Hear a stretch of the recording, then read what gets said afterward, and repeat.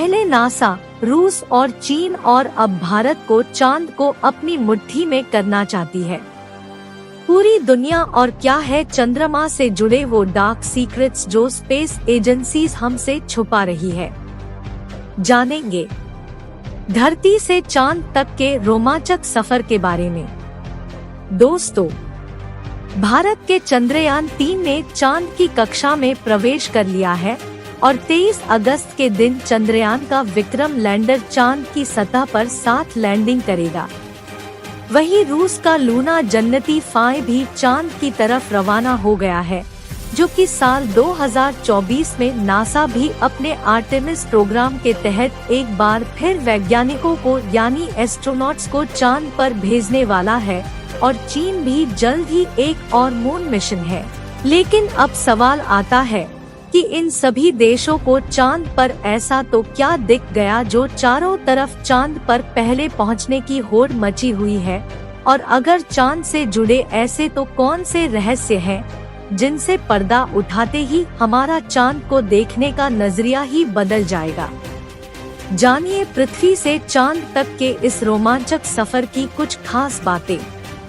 तो जल्दी से अपनी कुर्सी की पेटी बांध लीजिए और पूरा वीडियो जरूर देखिए।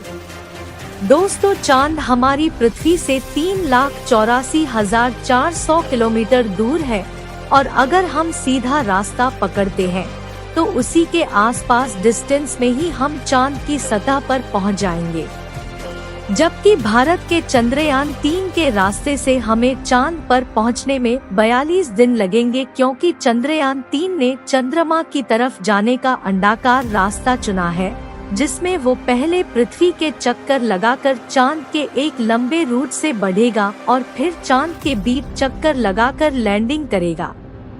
हालांकि ये रास्ता काफी किफायती तो है, लेकिन इसमें हम एस्ट्रोनॉट के लिए बहुत खाना, ऑक्सीजन और पानी की जरूरत पड़ेगी, जिसे स्टोर करने के लिए बड़ा स्पेसक्राफ्ट चाहिए होगा और इस रास्ते से जाने पर 30 लाख किलोमीटर की दूरी तय करके हम काफी थक भी जाएंगे। इसलिए चलिए हम अमेरिका और रूस वाले सीधे रास्ते से ही चांद की तरफ चलते हैं, और ऐसे रास्ते से हम चांद पर पहुंचने में 4 से 5 दिन लगेंगे। जब स्पेसक्राफ्ट का लैंडर आपको चांद पर उतारेगा तो बाहर आने के लिए आपको सबसे पहले अपना स्पेस सूट पहनना होगा, क्योंकि चांद पर काफी पतला वातावरण है और इसमें ऑक्सीजन मौजूद नहीं है। इसी वजह से सांस लेने के लिए आपको बंद स्पेस सूट के पीछे लगे ऑक्सीजन सिलेंडर का सहारा लेना होगा। स्पेस सूट पहनने के बाद जब आप चांद की सतह पर कदम रखेंगे तो खुद को काफी हल्का महसूस करेंगे। दरअसल चंद्रमा का गुरुत्वाकर्षण पृथ्वी से 6 गुना कम है, इसलिए अगर पृथ्वी पर आपका वजन 60 किलोग्राम है तो चांद पर ये सिर्फ 10 किलोग्राम हो जाएगा। इसी वजह से पहली बार चांद पर कदम रखते ही शुरुआत में आपका बैलेंस बिगड़ेगा और आप चलने के बजाय उछलते हुए नीचे बिगड़ सकते हैं। इसलिए चांद की सतह पर संभल कर कदम रखना जरूरी है। अब चांद की सतह की बात करें तो यहाँ पृथ्वी की तरह सीधे रास्ते नहीं बने हुए हैं, बल्कि चांद की सतह ऊबड़ खाबड़ है और यहाँ जगह जगह पर चट्टानें, पहाड़ और बड़े बड़े प्लाटो यानी गड्ढे हैं। चांद पर ये गड्ढे अरबों सालों से गिर रहे उल्का पिंडों की वजह से बने हैं और ये सन सेंटीमीटर से लेकर 2500 किलोमीटर तक पड़े हैं। कोई चांद की मिट्टी यानी कि लूनर सॉइल बिल्कुल ज्वालामुखी से निकलने वाली राख जितनी पतली है और इसका रंग भी पृथ्वी की मिट्टी से ज्यादा डार्क, बिल्कुल सीमेंट की तरह होता है।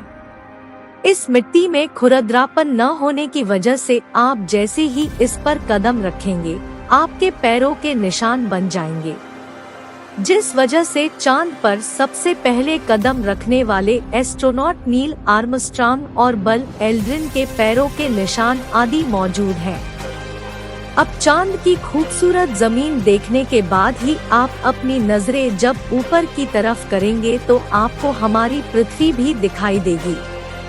जी हाँ, जैसे पृथ्वी पर चांद कावरे होता है, वैसे ही चांद पर भी पृथ्वी का उदय होता है।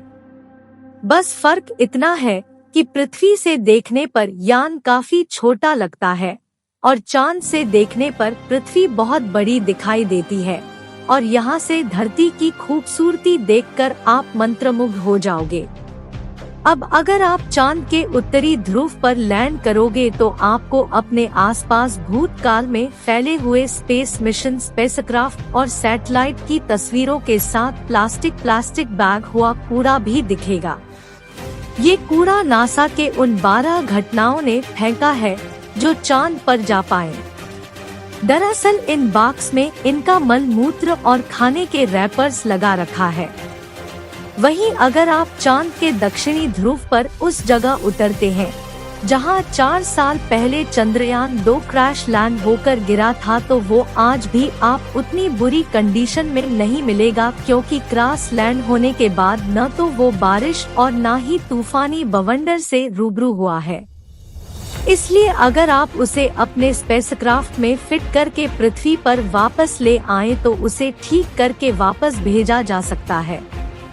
दोस्तों, आप ये तो जानते ही होंगे कि स्पेस के सभी सेलेस्टियल ऑब्जेक्ट्स पर अचानक उल्कापिंडों की बारिश हो जाती। यह दावा किया है कि पृथ्वी की मैग्नेटिक सेल उल्कापिंडों को या तो साइड में धकेल देती है या फिर व्यावसायियों रेट में SVR इसे धरती तक पहुंचने के पहले ही जलाकर राख कर देते हैं।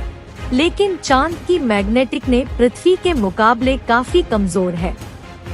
इसकी ग्रेविटी भी कम है और यहाँ घना वातावरण भी मौजूद नहीं है। इसी वजह से चांद पर लगातार उल्कापिंडों की बारिश होती रहती है।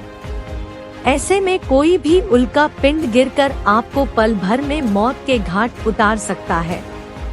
इसलिए आपको उल्का पिंडों पर नजर लगाए बैठे कमांड सेंटर के वैज्ञानिकों से लगातार संपर्क बनाए रखना होगा। अब अगर आप सोच रहे हैं कि आप अपने किसी दोस्त या फिर लाइफ पार्टनर को चांद पर साथ लेकर जाकर गप्पे उड़ाते हुए अपने मून मिशन, तो आपको बता दे कि ऐसा मुमकिन नहीं है, क्योंकि चांद पर वातावरण न होने की वजह से साउंड वेव शामिल नहीं कर पाते।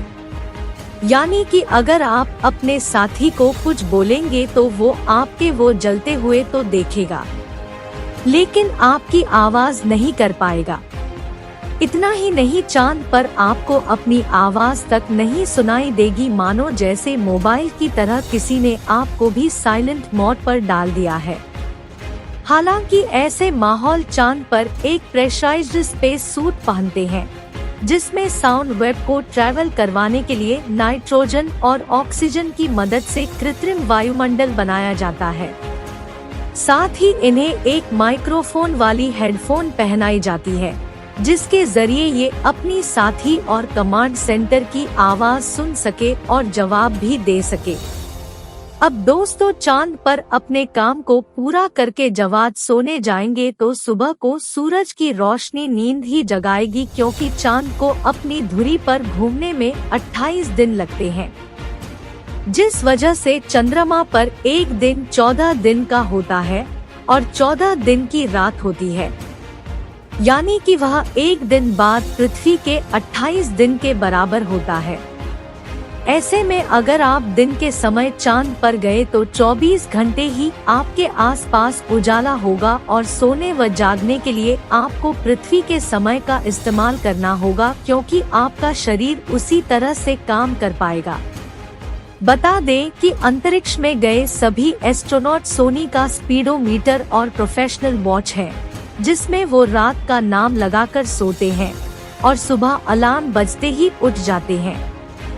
साथ ही एक और बड़ी दिक्कत है कि रात के समय चांद का तापमान -100 थोड़ी डिग्री तक पहुंच जाता है, जबकि दिन के समय यही तापमान 120 डिग्री सेल्सियस तक बढ़ जाता है।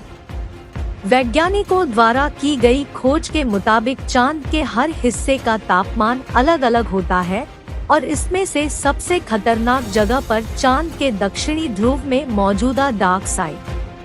आपको बता दें कि चांद के जलाके में काफी बड़े बड़े गड्ढे और कई अरबों सालों से या सूरज की रोशनी नहीं पड़ी है। इसलिए इन कार्डर्स का तापमान 230 डिग्री तक पहुंच जाता है।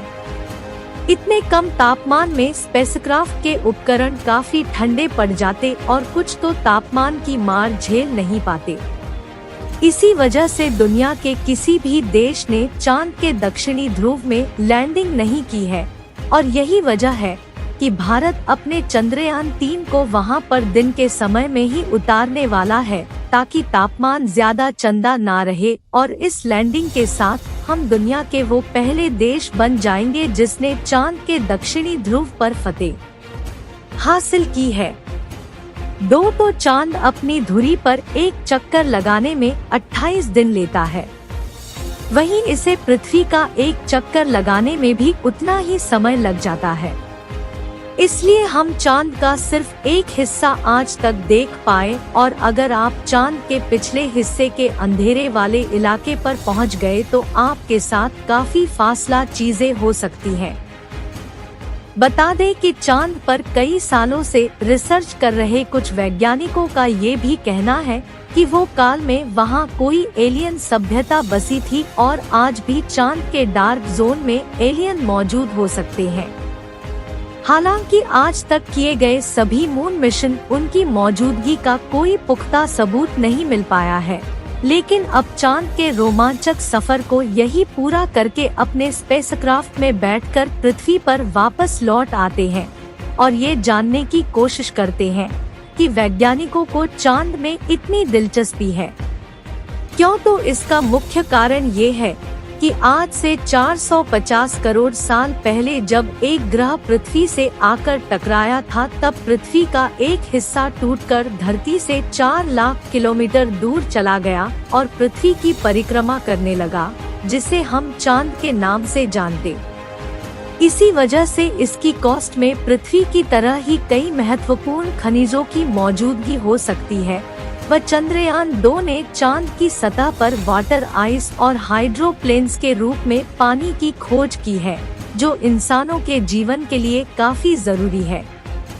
इसके अलावा अंतरिक्ष में चांद भी पृथ्वी के सबसे करीब है, इसलिए भविष्य में वहां जाकर बसना हमारे लिए काफी किफायती साबित होगा। वहीं यहाँ पर हम एक लूनर सेक्शन भी बना सकते। इन्हीं कारणों की वजह से सभी स्पेस एजेंसी चांद में सबसे ज्यादा दिलचस्पी दिखाती है। तो दोस्तों, अगर भविष्य में मौका मिले तो क्या चांद पर जाकर बसना चाहेंगे या नहीं? कमेंट करके जरूर बताइए और वीडियो जरूर पसंद आया होगा तो जल्दी से लाइक और शेयर करके हमें सपोर्ट कीजिए। हमारे चैनल को सब्सक्राइबर जरूर करें। धन्यवाद।